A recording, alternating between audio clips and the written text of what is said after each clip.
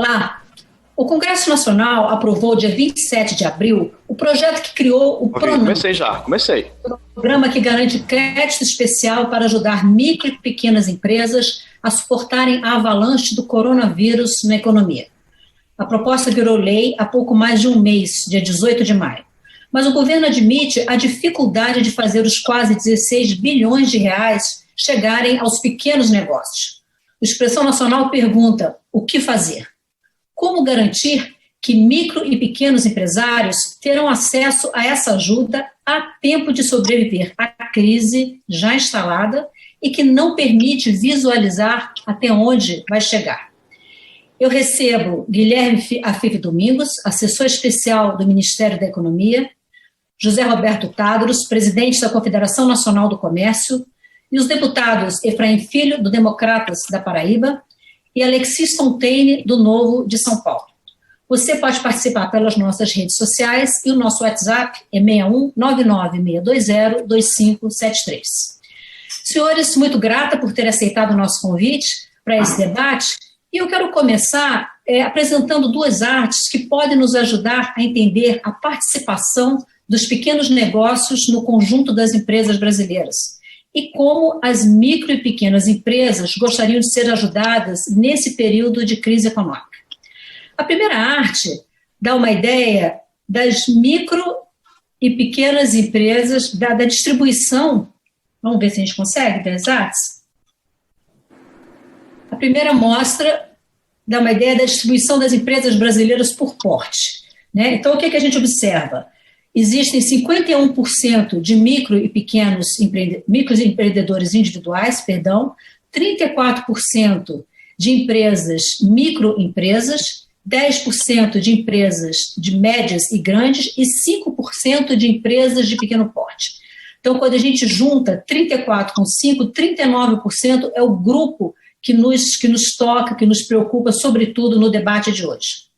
E a outra arte é resultado de uma pesquisa que foi feita pelo Sebrae com as empresas brasileiras, com os pequenos negócios, micro e pequenas empresas, e foi perguntado para eles quais são as medidas governamentais mais impactantes que poderiam ser adotadas para compensar o efeito do coronavírus no seu negócio. Essa foi a pergunta.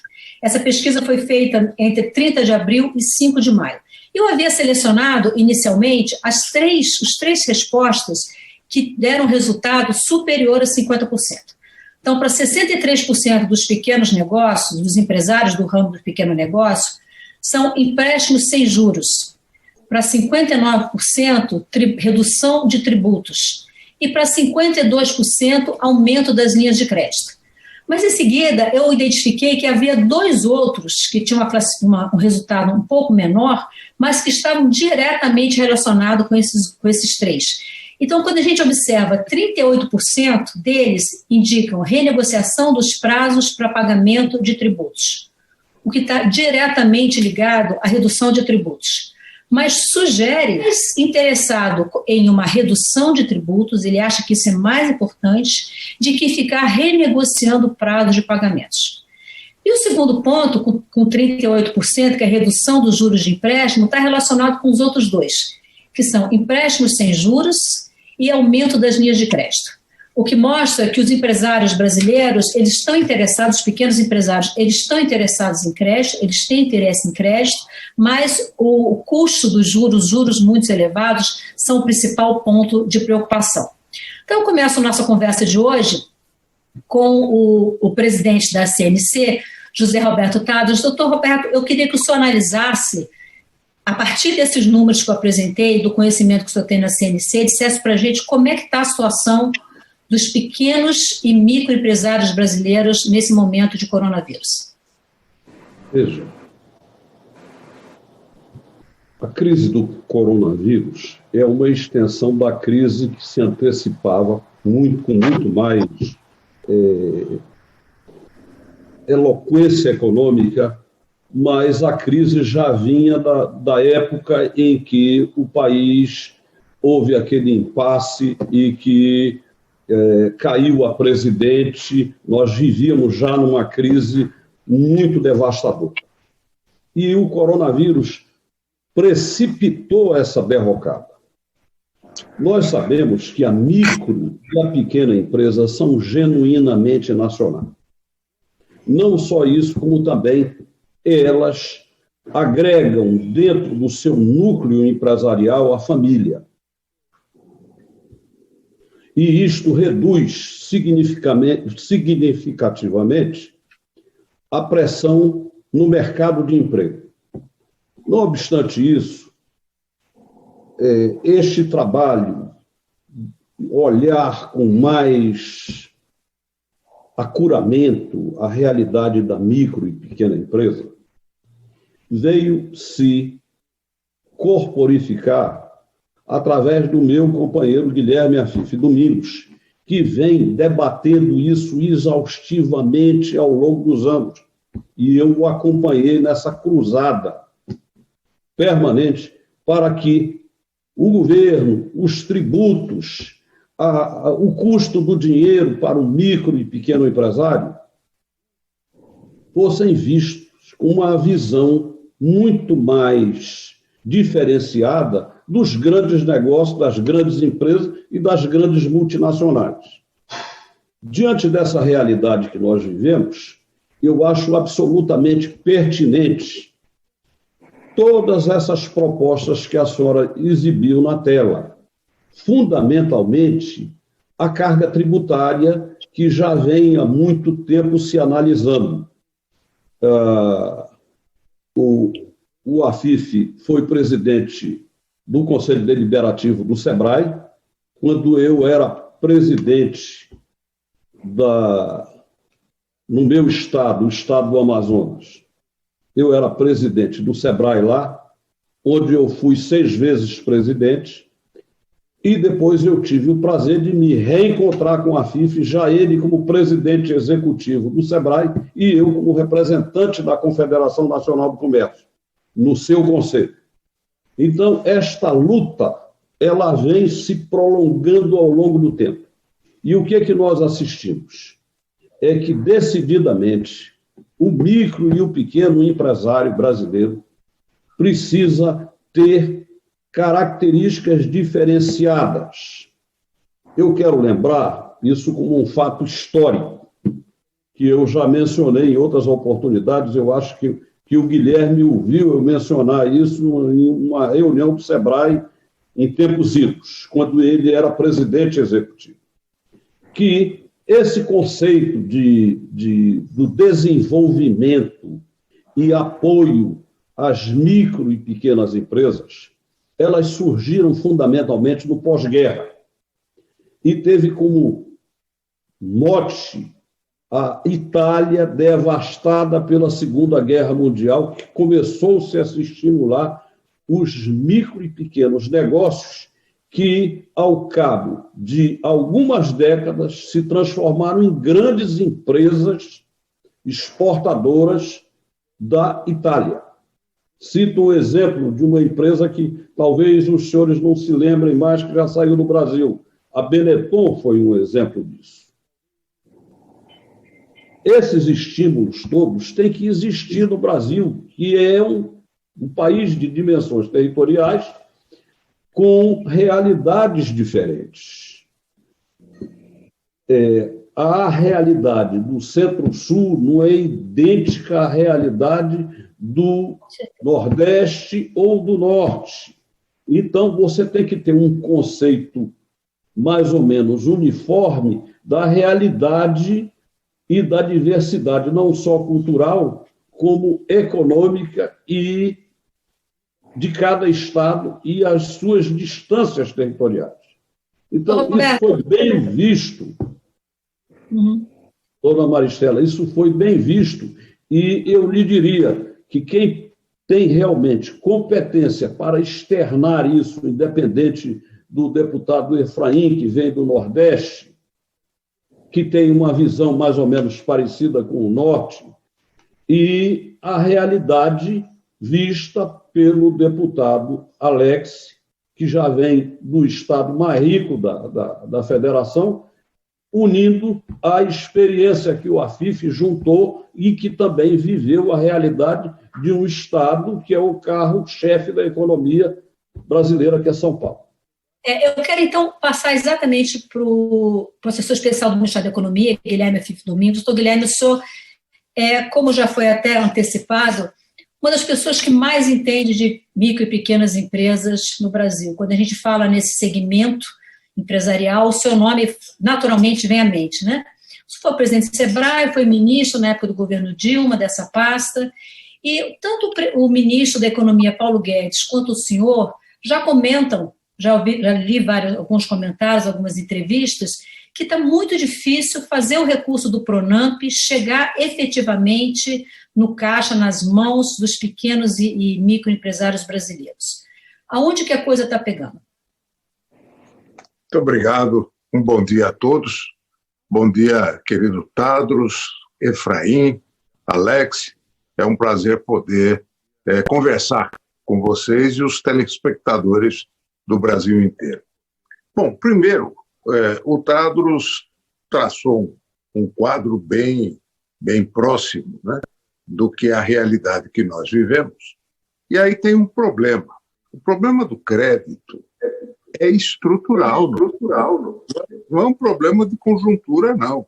Ele já vem há muito tempo, porque o sistema financeiro, altamente concentrado no Brasil por políticas públicas, nós optamos por fazer uma brutal concentração do sistema financeiro, onde 80 e tantos por cento do mercado estão na mão de 3 bancos privados e 2 bancos públicos. Então, esta concentração fez com que o recurso, e no Brasil, o sistema financeiro capta de todos, mas empresta só para alguns. A maior concentração de renda no Brasil, nós devemos à má distribuição dos recursos de financiamento.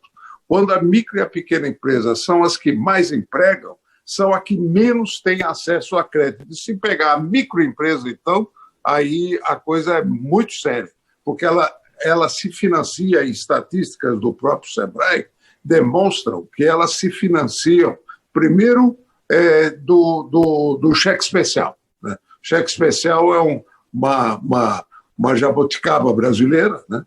Você tem o aspecto do financiamento feito pelo fornecedor, o fornecedor financia essa pequena empresa, depois a TIA, né, que é o empréstimo familiar, e lá, por último, veio o empréstimo bancário quando consegue. Então, essa estatística que demonstra o problema da dificuldade e a necessidade de um crédito a juro razoável é fundamental.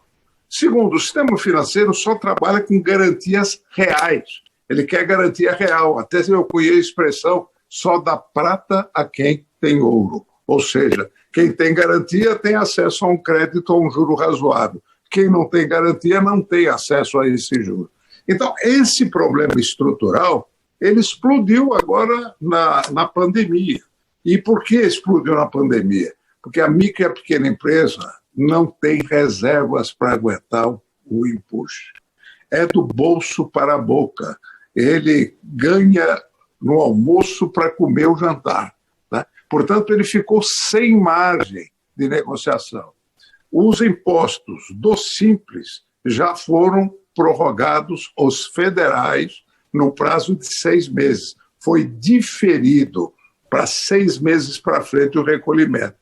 Mas estados e municípios falaram, não, 3 meses só. Então, e vai vencer agora no final de junho, e nós solicitamos a estados e municípios, e até peço o apoio dos nossos parlamentares, porque, por coincidência, 2 estados que representam os estados no Comitê Gestor do Simples se manifestaram contra, que foi São Paulo e a Paraíba.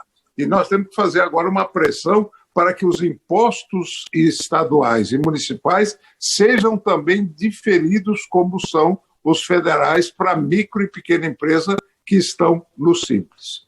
E aí veio o problema do financiamento. O primeiro financiamento que saiu foi o de folha de pagamento. E o programa de folha de pagamento, no caso do seguro-desemprego, foi bem sucedido. Foi uma operação importante em termos de salvaguardar empregos, com o layoff e outras medidas que foram adotadas. Mas o financiamento de folha de pagamento partiu-se de uma premissa que não era real, que toda micro e pequena empresa tem a sua folha de pagamento em banco. E essa não é verdade. Algumas acessaram o crédito da folha de pagamento, porque ela tinha a folha de pagamento em banco. A grande maioria não tinha, tanto é que agora está se procurando corrigir esse problema. E aí veio a ideia do Tesouro da Garantia para poder baratear o custo do dinheiro. E aí nasceu o Pronamp, que foi uma iniciativa do Congresso, iniciativa do senador Jorginho Melo, que tomou, então, nós fizemos um acordo entre o parlamento e o executivo para nascer o Pronamp com praticamente 100% de garantia do Tesouro para ter uma taxa de juro pequena.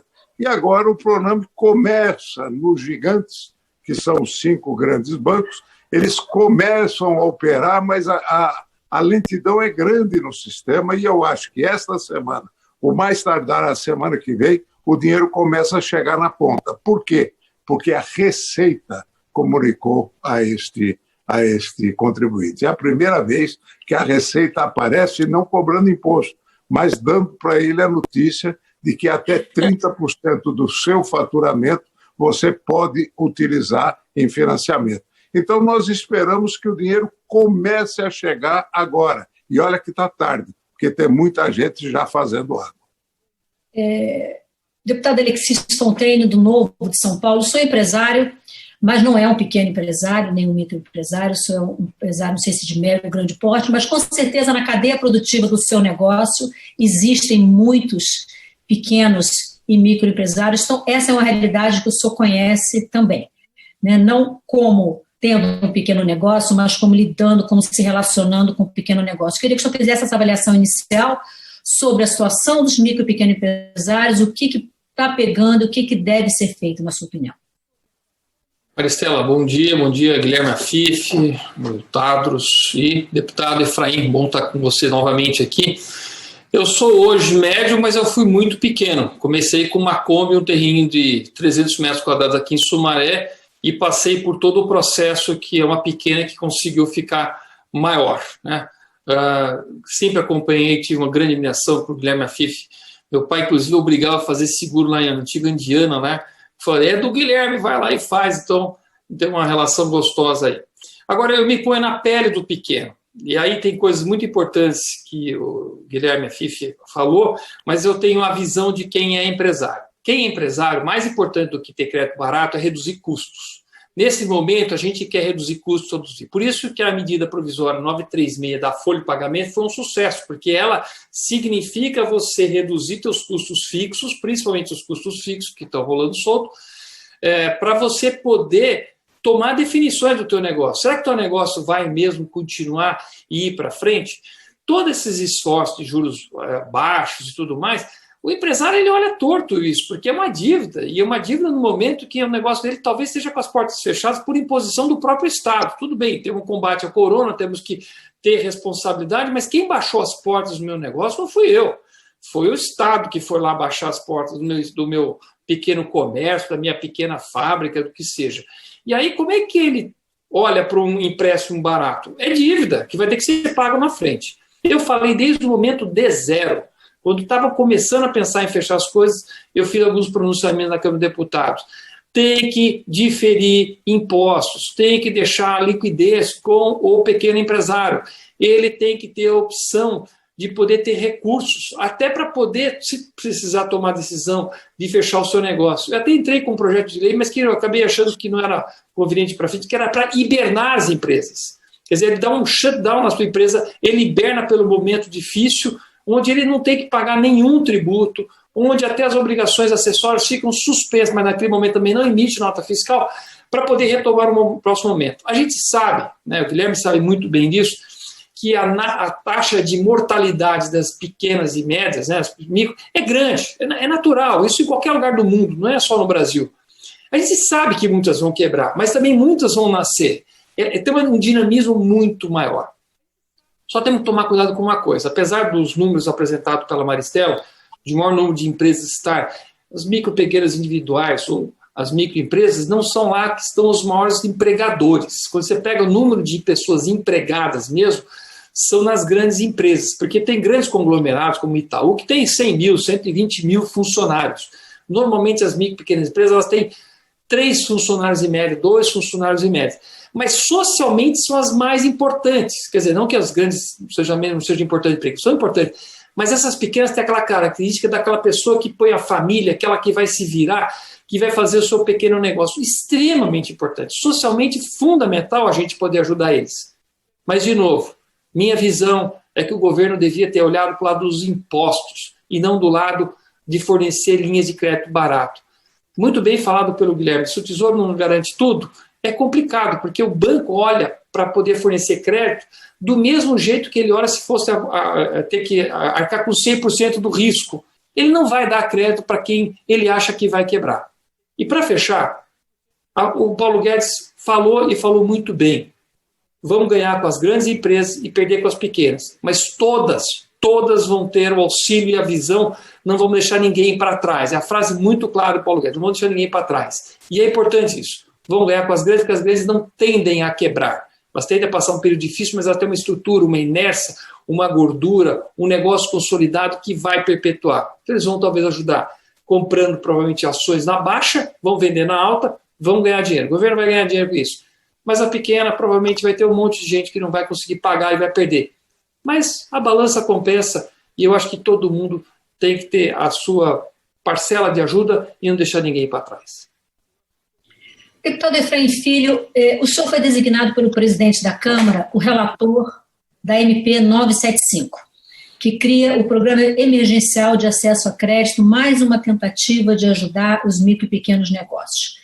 Entre as mudanças que essa medida provisória traz, ela trata exatamente de ampliar essa garantia do governo, né, para os créditos que no FGO, que foi mencionado pelo Afif Domingos, é de 85%, passa para 100%. Né, o FGO que dá suporte ao Pronamp. Agora, o presidente do Rodrigo Maia, ele fez críticas a essa medida provisória e disse que a Câmara vai ter que corrigir essa medida provisória a fim de que ela não incorra em problemas, em erros que outras proposições já incorreram e, de novo, né, bata na trave e demore a chegar à ponta onde deve chegar. Então, eu quero saber do senhor o seguinte, o que o senhor pretende fazer nessa medida provisória para que ela efetivamente funcione como pretende o presidente? Olá, Maristela, minha saudação a você, aos amigos Guilherme Afif, Alex Fontaine, ao José Roberto Tadros e, claro, a todos os nossos internautas, telespectadores, ouvintes.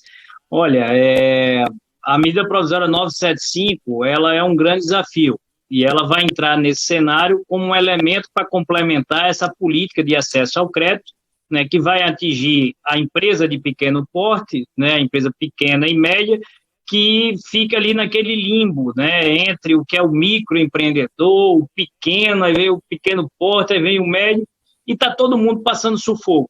Né? Eu acho que o que foi dito aqui, ele é o cenário que está todo mundo vendo na vida real, né? Esses são os problemas da vida real, da pandemia, né? A crise da saúde em primeiro lugar, salvar vidas é essencial, mas salvar empregos e empresas também é tarefa do poder público. E eu acho que talvez seja esse o diferencial para esse momento, sabe? Eu acho que talvez seja uma oportunidade de nós deixarmos para trás muito daquilo que está arraigado de forma cultural, né, na nossa visão de que o empresário, né, o empreendedor, ele é a parte lucrativa da história. Né? E agora, mais do que nunca, a gente sabe que não é.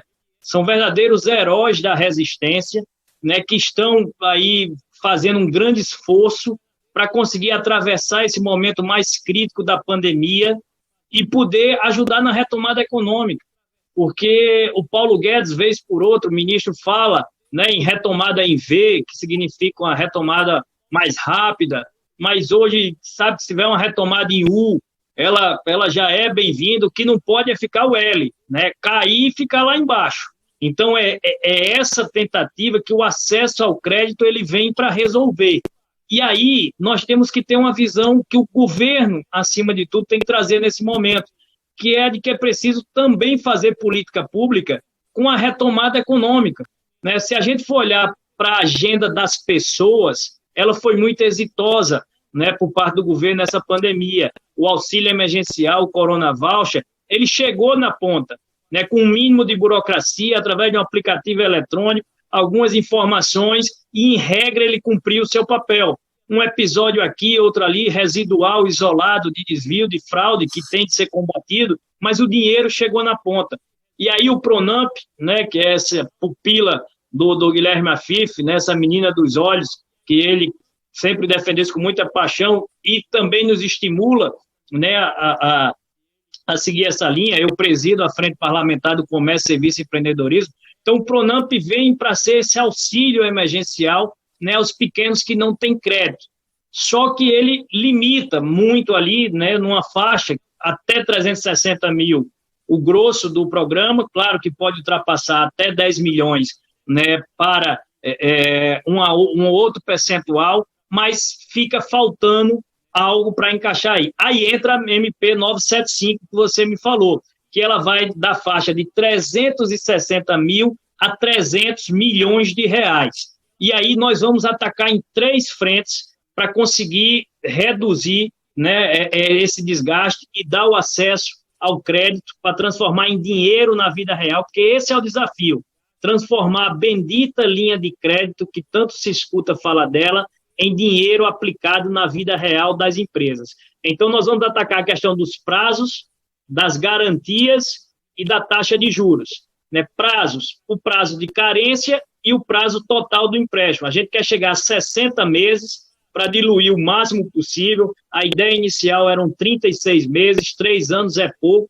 Queremos chegar a 5 anos para diluir isso, para que possa ser suportado, né, pelo empreendedor, e também o prazo de carência, né, de 6, podendo chegar a 12 meses para primeiro pagamento, porque o Alex citou, o Tadros, o Guilherme, vai ter muita obrigação acumulada, vai ter muita obrigação represada, né, desse período, e aí não pode ser uma conta do empréstimo, mais uma para ferir essa relação. Então, primeiro tema, prazo. Segundo tema, e esse é essencial, garantias, né, a questão da burocracia excessiva. Foi falado aqui, banco não é solidário, né, não adianta esperar solidariedade de banco. O negócio do banco é emprestar dinheiro. O banco não vai emprestar dinheiro a quem ele acha que não vai pagar de volta. Então, no momento de crise, aumenta o risco da inadimplência, aumentando o risco da inadimplência, aumenta a taxa de juros e se dificulta o acesso ao crédito. Foi o que o Afif falou. Na cabeça do brasileiro já está escrito que em tempo de crise, banco só empresta dinheiro a quem não precisa. Então, a nossa obrigação, a nossa missão, na verdade, é tentar resolver isso. E aí a questão da garantia estendida do governo. Não dá para dizer que é 100% de garantia. Eu tenho chamado de garantia estendida, no modelo do stop and loss, ou seja, se reduz muito o risco de perda das instituições financeiras para que ela possa fazer com que esse recurso chegue lá na ponta, com ela tendo um risco bastante reduzido, né, de inadimplência. Ou seja, a medida provisória 975, em regra, ela é para atender a quem não tem as garantias sólidas para ter acesso normal ao mercado de crédito, não é para atender, né, as microempresas que terão um regime muito mais vantajoso no Pronamp, mas é para atender quem quer sobreviver nesse momento, fazer a travessia do momento mais crítico, porque o dinheiro mais caro que tem é aquele dinheiro que não existe. Então, o terceiro ponto vai ser atacar a taxa de juros. E aí nós temos, e aí eu concluo, uma briga na arena, né, briga de arena mesmo, com instituições financeiras, com BNDES, com equipe econômica, com setor produtivo, para a gente acertar a calibragem. O segredo desse programa da 975, da nossa relatoria, é chegar na calibragem de uma taxa de juros que seja suportada pelo empreendedor, tá certo? Que seja atrativo para que o recurso privado do banco entre, porque, para se ter uma ideia, até agora nos programas de crédito, rodou praticamente 4 bilhões de reais, muito aquém do que se desejava. O Pronamp chega aí com 15, né, que se for exitoso vai dar uma grande soma, mas até agora foi 4 bi de tudo. Com a 975, nós queremos chegar a 80 bilhões de reais. É mais de 20 vezes o que rodou até agora, com a garantia do Tesouro e o dinheiro dos bancos. Então, esse é o diferencial. O governo ele vai entrar com a garantia. A relação do cliente com o banco vai continuar existindo. E por que quem tirou o empréstimo, tentou tirar 30 dias atrás e recebeu um não, agora vai poder receber um sim, que agora o governo vai cobrir a garantia. O risco da operação não vai ser mais do banco, vai ser do governo. A empresa vai ter que continuar a pagar seu empréstimo, mas, no final das contas, ela vai acabar sendo devedora do governo e não do banco, que vai ter a operação garantida. Por isso a gente acha que vamos tirar esse dinheiro da toca, né? Vamos tirar o dinheiro do buraco, vamos fazer o dinheiro chegar na ponta ao empreendedor, porque não haverá retomada econômica sem salvação das empresas e dos empregos. Deputado Efraim, chegou aqui já uma sugestão do Kleber Santana, que não é meu parente, coincidentemente é Santana. Ele manda pelo Face dizendo o seguinte: ele pede crédito para a empresa que não está em dia com certidões, por favor, para ontem. Então, o Kleber está preocupado com o aspecto burocrático. Ótimo, Kleber. Fizemos isso não apenas para a MP 975, mas a Câmara dos Deputados aprovou como um total, né, a retirada dessas restrições. Inclusive, na PEC do orçamento de guerra, nós tiramos aquela que era mais difícil, porque estava presente na Constituição, que era a dívida com a Seguridade Social, com a Previdência Social, ou seja, as restrições não são mais impedimentos, tá? O que não quer dizer que obriga o banco a fazer o empréstimo. A sua relação com o seu banco, seu histórico de crédito, é quem vai definir isso. Mas também, na medida provisória 975, definimos uma coisa que é importante. As dívidas que existem, né, no período da pandemia também não serão levadas em consideração, porque os bancos têm umas restrições, o Afif conhece bem isso, o Tadros também, o Alex, quem já deve há 15, 30 dias vai perdendo seu histórico. Agora nós vamos chegar até a classe D de crédito, A, B, C, D, até quem é nota D no crédito poderá receber o recurso desse empréstimo, ou seja, só quem devia no período pré-pandemia aí terá alguma dificuldade, né? Porque quem já era devedor, quanto mais, a figura do devedor, quanto mais. Mas quem agora, só porque está enfrentando problemas da crise, será liberado. Então, boa notícia aí para o Kleber, tá certo? Você converse com o seu gerente a partir do dia 29, tá, Kleber? Só concluir com essa informação. A medida provisória, ela foi publicada, mas ela precisa de regulamento. Então, a gente está trabalhando nesse regulamento, a ideia é lançar o programa a partir do dia 29 de junho. Então, senhores, olha só, nós já passamos da metade do nosso programa, e aí eu queria que a gente tentasse fazer respostas um pouco mais rápidas, para ver se a gente consegue cobrir um número maior de pontos. Doutor Guilherme Tadros, Zé Roberto Tadros, perdão, o assessor especial, Fife Domingos, trouxe alguns pontos, que é a questão de concentração de crédito, né? Custo do crédito, foi falado aqui por todos, a questão da dificuldade dos bancos, os bancos não quererem assumir o risco do empréstimo, que está tentando ser minimizado agora com novas medidas. E aí eu pergunto, onde é que estão as cooperativas de crédito, as fintechs, que normalmente têm um custo mais baixo e são muito mais rápidas para trabalhar, né? Por que esses outros não são incorporados? Qual é a dificuldade de lidar com eles, com as pequenas e microempresas? Dona Maristela, as cooperativas de crédito, elas têm cumprido o seu papel. Pelas informações que se tem, no volume, elas hoje representam mais de 60% dos créditos concedidos às micro e pequenas empresas, sem aquelas restrições impostas pelos grandes bancos. Só que, por outro lado, as cooperativas não têm recursos suficientes para atender uma demanda como o soiceiro atual, que tem provocado uma crise em proporções mundiais. E, fundamentalmente, na área do setor de comércio, serviços e turismo, é a mais afetada pela crise do coronavírus, porque nós temos uma realidade cruel, é que, ou bem ou mal, obviamente que a pandemia atingiu todos os segmentos, toda a cadeia produtiva dos países. Mas vamos falar especificamente do nosso. A agricultura exporta. Aliás, está claro que houve um crescimento nas nossas exportações agrícolas na ordem de 3,5%. A indústria, ou bem ou mal, exporta. Houve uma redução substancial. Agora, o comércio, serviços e turismo, esses estão na lona, completamente na lona.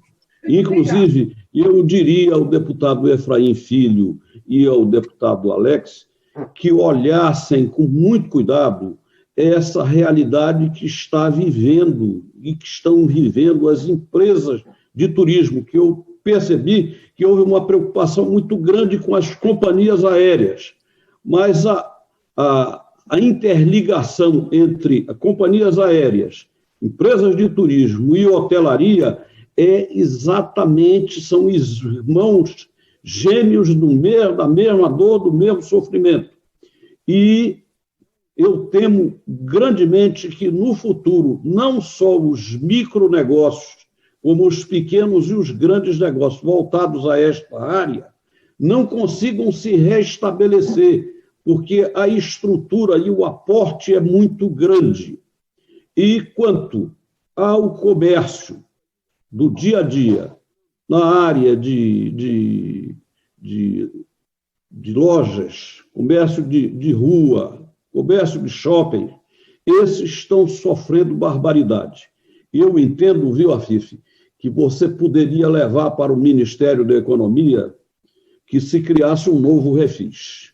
E este plenamente justificável. Aliás, todos os demais foram justificáveis, mas esse mais do que nunca, porque o soerguimento da economia, diante da realidade que nós estamos vivendo, dona Maristela, de que nós não sabemos qual é a data para acabar a crise do coronavírus, é que nos inibe a fazer projeções futuras.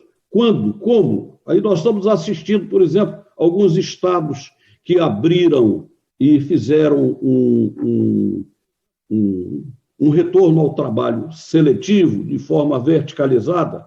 Houve um crescimento significativo e estão revertendo esse processo e voltando ao status quo ante. Então, em consequência disto, seria válido que nós olhássemos para o futuro da incerteza que nós estamos vivendo no presente. Então, eu diria que um refis seria bem visto e com um prazo satisfatório para que as empresas possam se soerguer, porque um universo de micro e pequenas empresas vão a 16 milhões e corresponde a 75% do PIB do país. O universo de grandes empresas gira em torno de 2% a 3% e respondem a grande maioria do crédito e a grande maioria das atividades empresariais.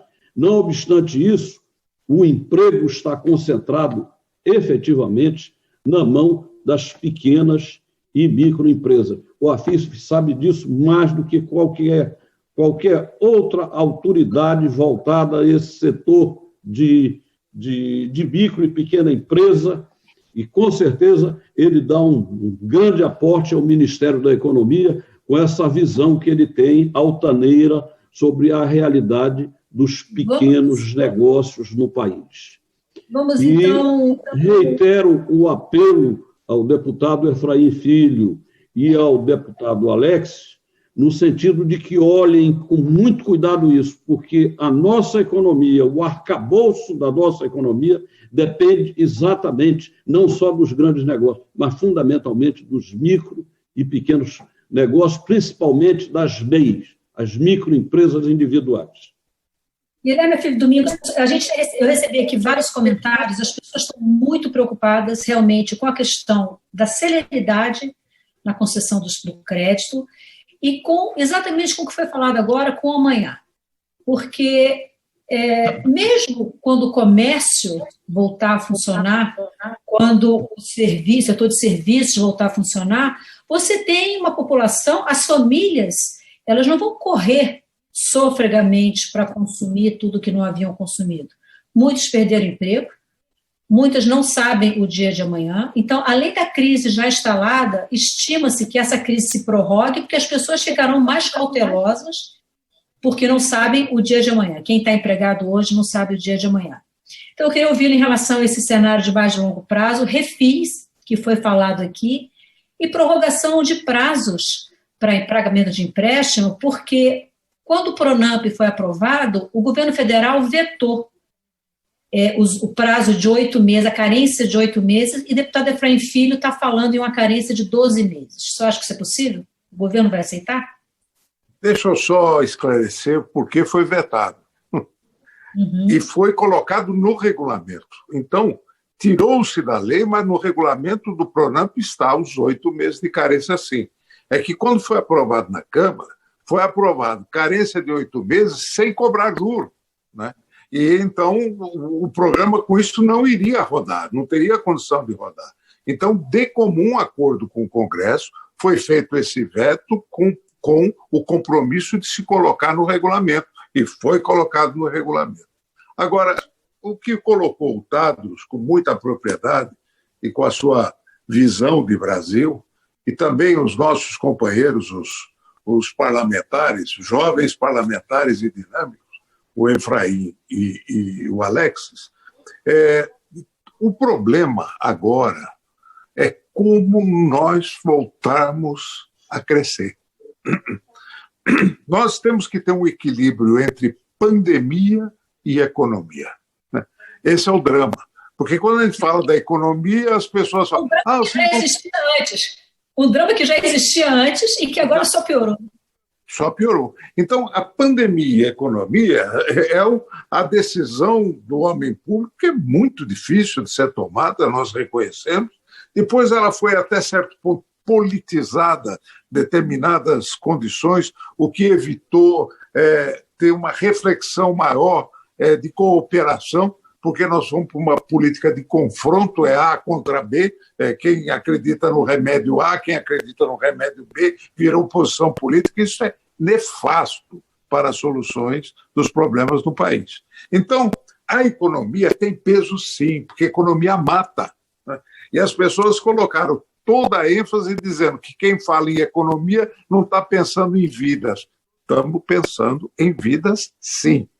Esse equilíbrio ele é fundamental, e o retorno à atividade ela começa a ser feita com o cuidado necessário. E eu tenho visto aí no interior, cidades do interior, que há uma conscientização total da população em termos do uso da máscara, as medidas preventivas. Nós não vamos poder deixar de abrir, não, né? Recuar é muito difícil, porque muitas vezes a necessidade é que obriga as pessoas a saírem, a ir para a rua. Você pega os grandes centros, onde tem as favelas, como é que ele vai ficar em casa? Em 8 dentro de um quarto, não tem condição. O ideal é que eles sejam conscientizados a respeito das medidas higiênicas, sanitárias que têm que ser tomadas num país onde 100 mil pessoas não têm acesso a sistema de esgoto, e que agora eu espero, pelo amor de Deus, que o Congresso vote a lei do saneamento para que a gente possa ter no saneamento acelerado uma medida fundamental que deva ser tomada. Então, são muitas decisões difíceis de serem tomadas. Eu fico muito feliz de ter um quadro parlamentar hoje que tem a visão de cooperação. Eu sempre usei o parlamento e me aliado ao parlamento para resolver problemas. O parlamento tem que ser protagonista e não coadjuvante. Então, essa ideia, quando a gente, mesmo que faça uma medida provisória, ela tem que ser de comum acordo com o conceito do parlamento, para você formar uma maioria que possa, efetivamente, com muito bom senso, aplicar aquilo que se aplica, porque a crise é grave. Ela é muito grave e vai exigir dos homens públicos uma atitude muito firme. Então, essas medidas, principalmente voltadas à micro e à pequena empresa, principalmente no crédito, e agora nós temos que olhar o problema do refinanciamento dos débitos tributários. Primeiro, o processo de postergação que está sendo feito, e aí, Efraim e Alexis, eu citei os dois estados, porque eles que representam os estados no conceito do Comitê Gestor do Simples.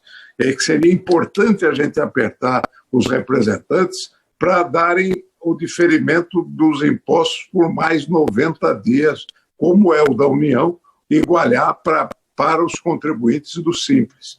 E de todos os outros tributos, nós temos que olhar, sim, olhar o pagamento do tributo com bastante prazo para que a empresa possa readquirir o fôlego. Você tem toda a razão quando você afirma que o consumidor está com medo. E, de fato, tem uma estatística dos shopping centers, né?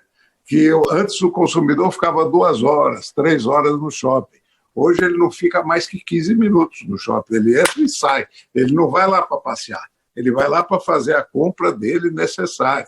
E eu aqui faço uma crítica severa à política dos governadores e de prefeitos que querem abrir o shopping só 4 horas por dia. O shopping tem que ficar aberto 12 horas para não concentrar o atendimento nas 4 horas. É uma coisa de uma lógica total, nós temos que discutir esse aspecto. Abre, mas espaça, conscientiza. Nós vamos ter que fazer essa abertura agora, porque a economia não resiste muito tempo do fica em casa. E ficar em casa é só para pessoas como eu, como Tados, que somos o grupo de risco. Já o Efraim e o Alex tem que ir para a rua, sim. Nós temos que ir trabalhar com os cuidados necessários. Deputada Alexis Fontaine, falaram aqui a palavra, assim, quase que mágica, né? Falar em refis. Eu sei que essa é uma preocupação grande do senhor, o senhor tem muita atenção a essa questão de refinanciamento de tributos e de dívidas de maneira geral. Eu queria ouvir em relação a isso, mas queria colocar também um outro ponto. Os Estados Unidos e a União Europeia, eles têm feito com micro e pequeno empresários algo semelhante que foi feito aqui com o Corona Voucher. Tem dado dinheiro a fundo perdido para garantir que continuem existindo, que continuem empregando e que consigam sair do outro lado. Queria ouvir em relação a esses 2 pontos. Veja, eu concordo plenamente com a senhora. Até porque os países europeus... Senhor Tato, a pergunta é para mim. Desculpa. Então tá bom. Eu não ouvi direito, pensei que ela estava dizendo... Bom, a questão primeiro do refis. Inclusive já tem um projeto nosso, minha autoria, PL 2169, cuidando do refis especificamente para aquelas empresas que se encrencaram, que tiveram dificuldade nesse momento de pandemia. Não é para devedor contumaz, não é para aqueles que já vinham com dívidas, apesar de que aqueles que já estavam pagando dívidas também podem ser ajudados por esse projeto, e a gente reconhece que o refis é muito necessário nesse momento. Eu não gosto de refis, chamo de refis de muleta que o governo dá depois de quebrar as pernas com o sistema tributário que tem aí, com esse ambiente terrível de negócios, tá certo? Tem até um artigo meu recente nisso. Quanto a essa questão dos governos estarem dando cheque para as empresas, dando liquidez, muito interessante isso, porque eles dão esses cheques, mas as empresas continuam pagando tributos, tá? É até para poder manter o ritmo, para poder manter o mercado. Acho que é inteligente isso. Eu também, logo que passou a pandemia, eu vi o que o governo da Holanda fez, o governo de Portugal fez, e achei interessante. Eles foram rapidamente identificando os setores da economia que não tinham como iam passar dificuldade. Sistema aéreo, restaurantes, hotéis. E eles receberam um atendimento especial para poder se precaver, porque o refis ele veio depois que alguém já não conseguiu pagar. Então, você poderia ter antecipado isso e falado, vocês que são desses setores da economia que vão apanhar claramente, vocês já estão com o pagamento de vocês suspenso. Lembrando, Maristela, e até o Guilherme também vai lembrar disso, que eles estão no regime do IVA. E no regime do IVA, que é Imposto ao Valor Agregado, que é o que a gente quer fazer agora, a reforma aqui no Brasil, naturalmente, aqueles negócios que estão entrando num momento de dificuldade e não agregam mais valor, não pagam tributo. Quer dizer, o sistema tributário ele modula no mesmo momento que a atividade econômica. Muitas dessas empresas, inclusive, estão recebendo tributos de volta porque estão vendendo almoço para comprar jantar, não estão simplesmente agregando valor nenhum, e com isso tiveram crédito nos seus insumos de entrada e estão tendo, então, créditos tributários. Olha que bonito o sistema tributário, que entende e sente a economia caindo e responde para poder não jogar as empresas mais para dentro do buraco, que nós estamos falando, muito bem apontado para o deputado Efraim. Quer dizer, a nossa recuperação vai ser em U ou em L, muito por causa desse sistema tributário horroroso que nós temos aqui, fora as questões trabalhistas também que atrapalham, um monte de gente falando que quer garantir empregos, mas empregos à base do que se a economia está parada? Nós temos que saber ter flexibilização, ter movimentação. Então, Maristela, eu gosto desses movimentos que aconteceram na Europa, acho que são coerentes e, nesse momento, a gente tem que ter muito cuidado para não ficar postergando e atrapalhando. Se tem uma coisa que as pequenas empresas não têm, é tempo.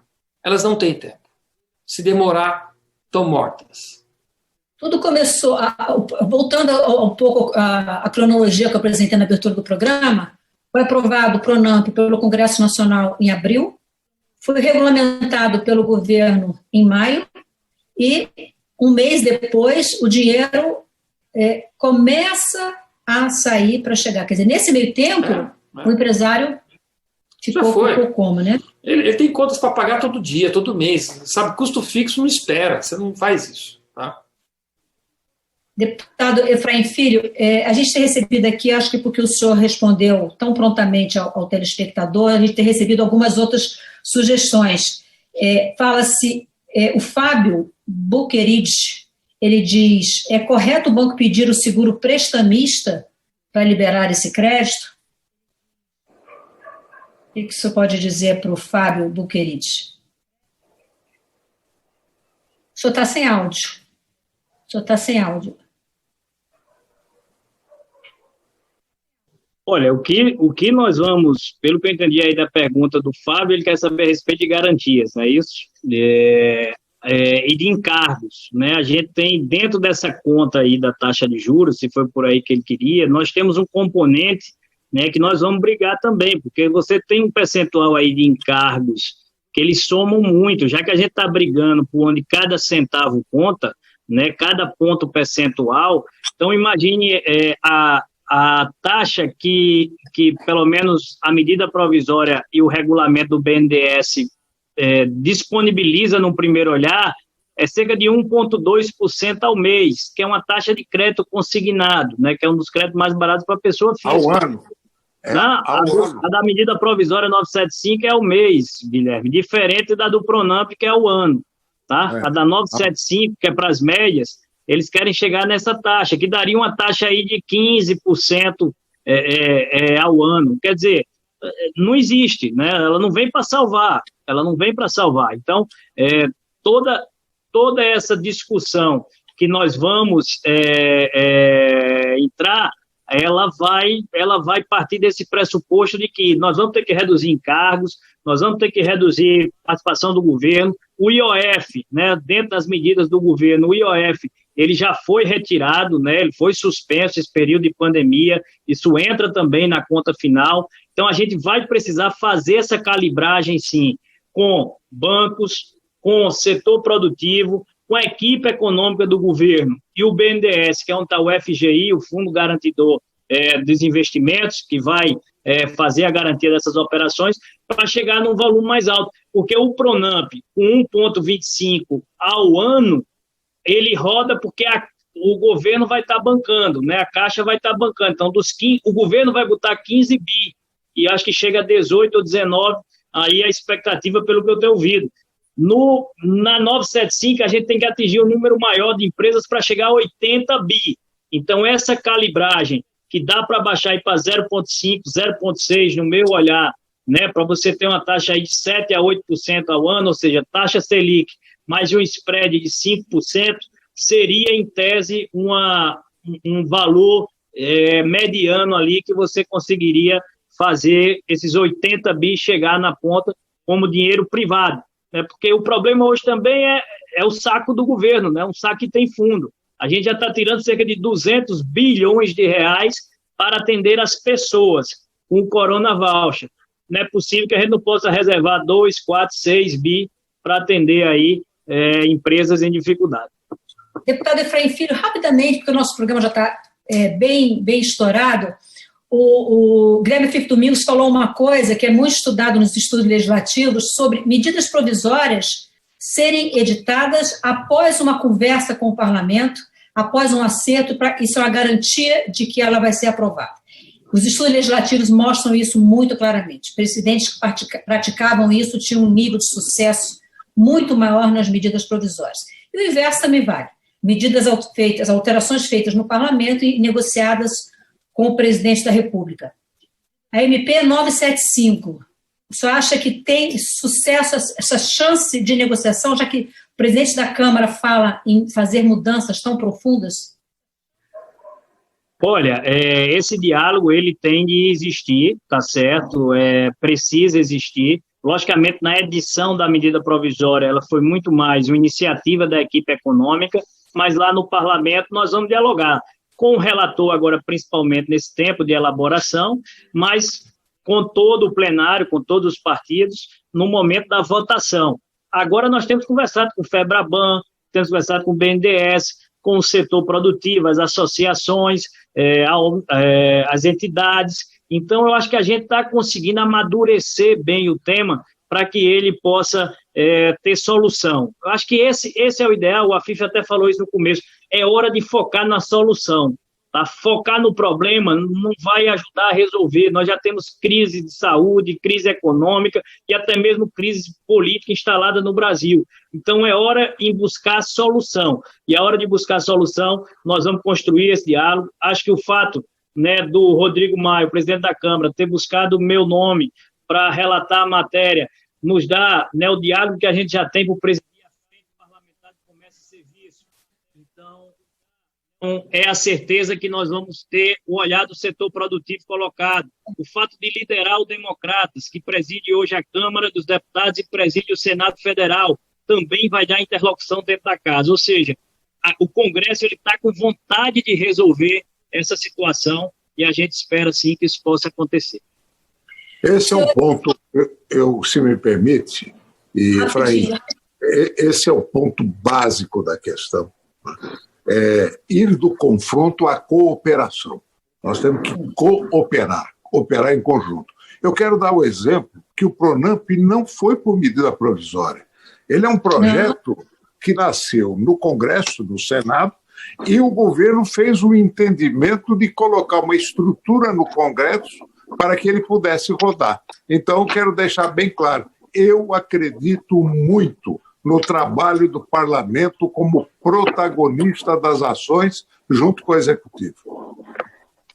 Senhores, muito obrigada. Quero agradecer ao deputado Alexis Fontaine, do Novo de São Paulo, pela sua participação no Exposição Nacional, Guilherme Fife Domingos, assessor especial do Ministério da Economia, muito grata também, Zé Roberto Tados, presidente da Confederação Nacional do Comércio, e deputado Efraim Filho, do Democratas da Paraíba, muito obrigada. Quando o relatório estiver pronto, deputado, volta na TV Câmara para contar para a gente como é que ficou, tá bom? Espero que seja breve.